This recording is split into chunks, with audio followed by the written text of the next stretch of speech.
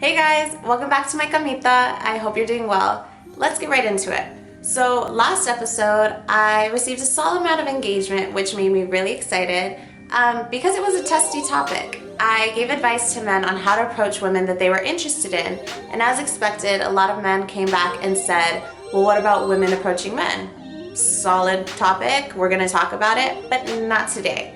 No, today I actually want to delve into the last topic a little bit deeper because after I rewatched it, I realized that I mentioned that women were on the defensive quite a bit, and I really started to think of why. Why are we as women so defensive? So I pondered on it a bit, I asked my girlfriends, and I kind of came down to the realization that it's actually in a woman's best benefit to ask the question, is he trying to fuck with me or is he trying to fuck with me? If you didn't catch the inflection, I mean, is he trying to shoot his shot in an effort to talk to me, fuck me, date me, have a relationship with me? Or is he genuinely trying to help me out, be my homie? As creative women, myself included, in LA or in any major city, there's always people that want to offer to help you out. And trying to decipher what their real intentions are can get a bit tricky. So without over-explaining anything, let's just get into the ways you can identify if somebody's trying to fuck with you or trying to fuck with you. Because in reality, ladies, I think we've all dealt with this to some capacity, and men, if we're being completely honest here, you've done this to some certain extent, yeah? So let's say you're out, you're at a mixer, you're at some type of creative event, and you're talking to somebody, you guys are sharing what you do creatively, and then you exchange social media, you exchange Instagram. It's what all the kids are doing these days. Pay super close attention to what the person is liking. Let's say you're a painter and you have paintings on your Instagram feed, but he's liking only your selfies. He said he wanted to talk to you about your art and he wanted to help you build and he wanted to get you a show, but he's only liking your selfies. And he's commenting flame emojis and heart eyes. Has he liked any of your art at all? No? Same goes for poetry, same goes for your YouTube channel, same goes for your blog, whatever the case may be. Is he actually engaging with your creativity? Now, on the off chance that you're a model and you have all your model photos, your portfolio on Instagram, and he's liking all of that, it could get a little tricky, a little sticky, trying to figure out what his intentions are. Which leads me to my second tip. Pay close attention to the context of your text messages. Ask yourself, what is the context of our conversation? Have you guys actually discussed anything relating to your creativity, to your brand, to your business? Or has it been kind of like a, hey, how's your day going? Would you like to talk about it over coffee or tea? Matter of fact, do you want to go to dinner? Are we talking about business over candlelit dinner? Because at this point, we haven't really talked about what I do or what you do, really. Ladies, you're probably following along and you're like, shit, this is obvious. And I'm telling you, yeah, it is. This portion right now is actually more so for men to say, I see you, we see you. Context is oftentimes lost in text messages, I understand, and one-on-one conversations are very rare. We as millennials don't really know what to do with them, like what do I do with my hands? And that to me is a serious problem. Intention's really easy to catch in a one-on-one conversation.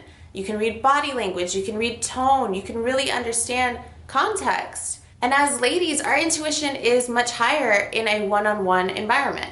So if you do get to that point where you do sit down, because you guys are gonna have a meetup, a brainstorm of sorts, maybe possibly masked as dinner, in those moments, you can really catch on to something I called seed planting. In an effort to appear less advantageous, we'll try to plant an idea in your head as if you thought of it on your own. Seed planting is just a form of manifesting what you want, and I'm all for it. I don't personally believe in seed planting for other people.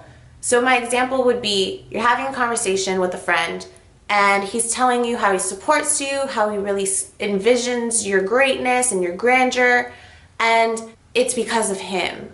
Or he's there too and he's just so proud of you. It's like you have a deeper connection, like some type of relationship, he envisioned this. One thing I will say about creative men and artistic men is that initially they usually do tend to frame their conversation around business, which I appreciate, because if they do shoot their shot and it misses, then at least you still have that business background to kind of hold over at the relationship if it's a good fit. Just some really obvious things to keep in mind. Does he actually work in the field that you work in? Does he have the connections that you need to actually help you out? Or is he just blowing smoke up your ass? That's just something to keep in mind right off bat. If he says he can help you, ask how. If you say you can help him, he should ask how too, because I'm not just saying that men do this. Women definitely do this. I've been known to do this.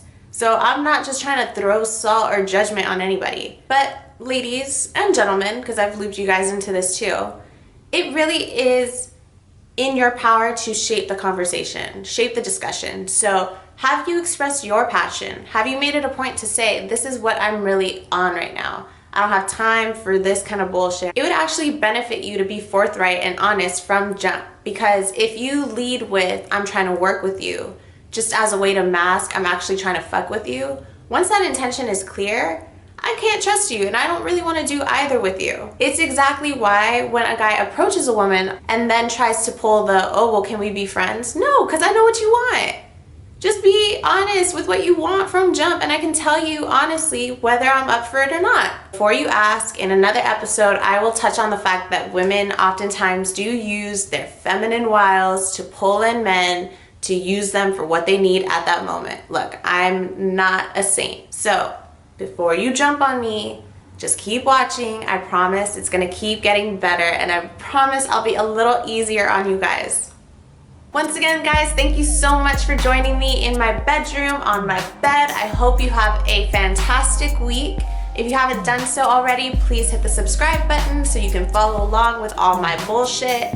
If you really want to get in depth with what I do and who I am, follow me on social media. All the links will be down below. If you have any questions or comments, or if you just want to give me like a big fuck you, you're ruining everything, comment down below. I appreciate every single bit of it. Have a wonderful week, and be forthright, be true, be honest, speak your truth in every scenario. You never know what could happen. Could be positive, it could be negative. Both are learning experiences as we are learning together. So light and love to all of you. I'll see you soon. Bye.